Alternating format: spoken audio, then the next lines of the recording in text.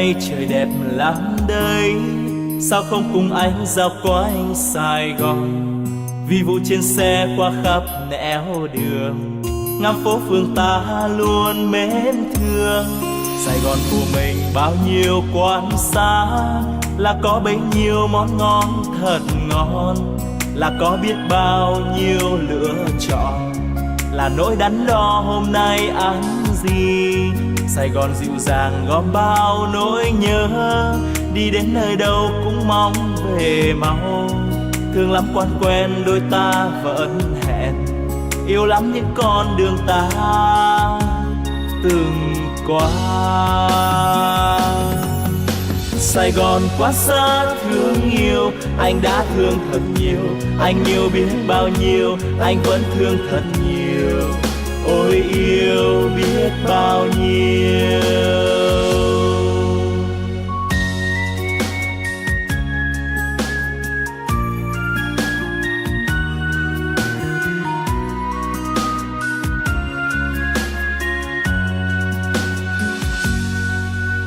Hôm nay trời nhiều nắng ấm, sao không cùng nhau dạo quanh Sài Gòn.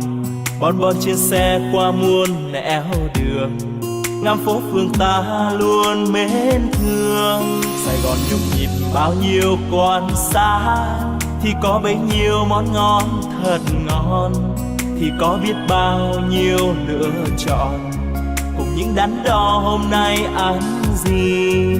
Sài Gòn nồng nàn gom bao nỗi nhớ, đi khắp nơi đâu vẫn mong về mau.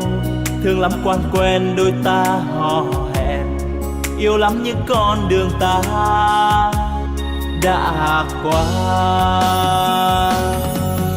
Sài Gòn quá xa thương yêu, anh đã thương thật nhiều, anh yêu biết bao nhiêu, anh vẫn thương thật nhiều.